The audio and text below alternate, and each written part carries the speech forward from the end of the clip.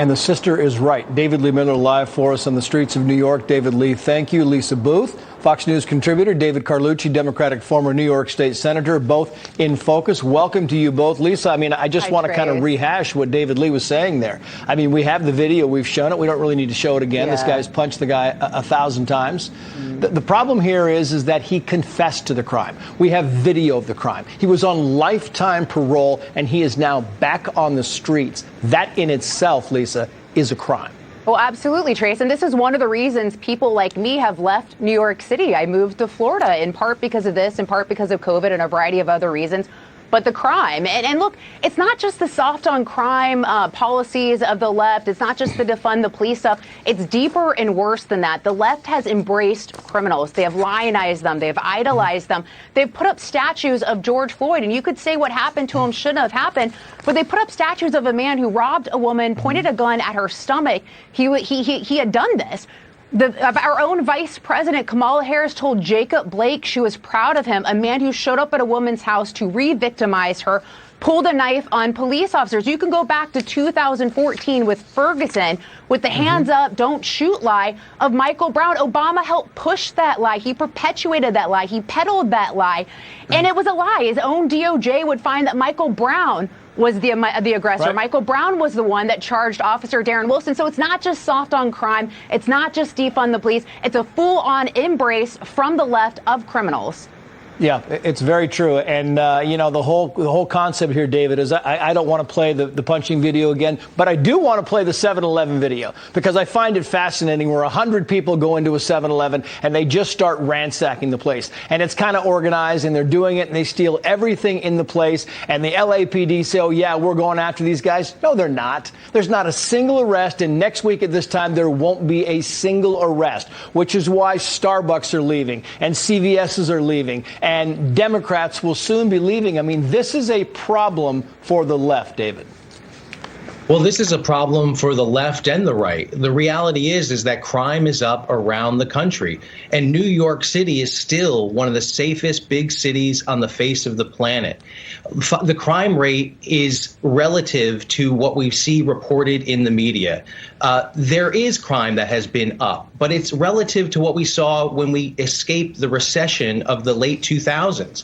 The homicide rate in New York is nothing what it was in the 1980s and 1990s. In fact, it was 5 times higher.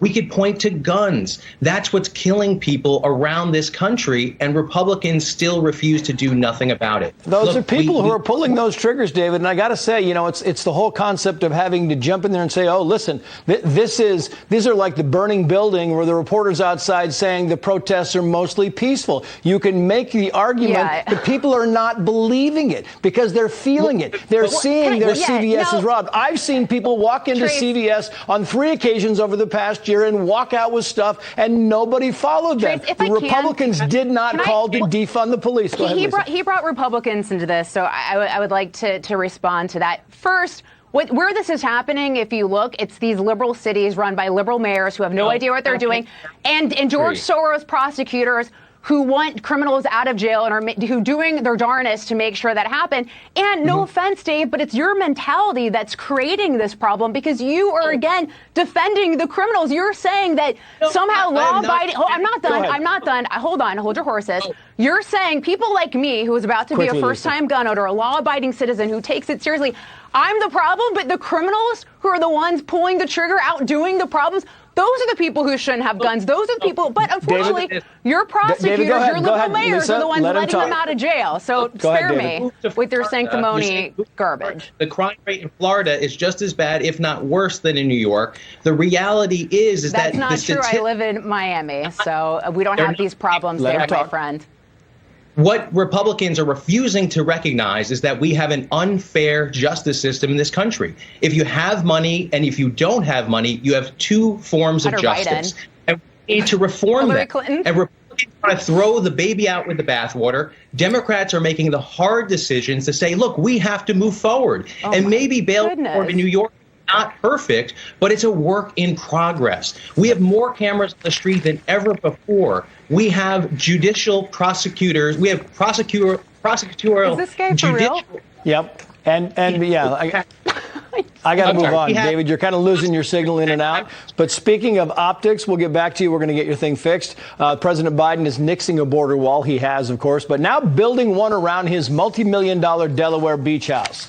The price tag for the security fence has now ballooned to $500,000. Taxpayers, of course, footing the bill in the middle of record inflation. At least it will get plenty of use. As of today, the president has spent 152 days between his two Delaware homes. That is more time outside the White House than Trump, Obama, or Bush at the same point in their presidencies.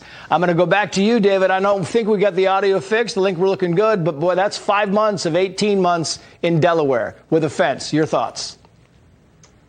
Look, I think the president is doing the job that the people elected him to do. He's had momentum. He's had success. We have the Inflation Reduction Act. We have new health care measures for veterans. We're fighting against climate change. So it doesn't matter if he's in the White House or in Delaware.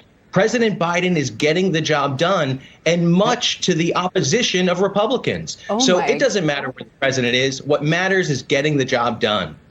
Yeah. Lisa, final word. I'm going to pull my hair out. Inflation, baby food shortage, an invasion at the southern border. Everyone's life is worse off because of this man, and they're hiding him in the basement just like they did in 2020, because this is a guy who shakes the hand with air. He probably thinks his name is Brandon from time to time. He's clearly in cognitive decline. He should not be in the White House. He should be in a retirement home somewhere. And this is rules for me, not for thee. He gets a $500,000 fence that we pay for, us taxpayers, while people are out in the streets in liberal cities like New York getting cold clocked by a sex offender who was out by liberal prosecutors. So rules for me, not for me. They get to be safe. Everyone else suffers. Brings it full circle. Thank you both, Lisa, David. Good conversation. Thank you. Thanks, Trace. Meantime, the CDC admits it blew its handling of the COVID pandemic big time. But critics say that's not enough, and that the agency is planning an even more severe response if we see another pandemic.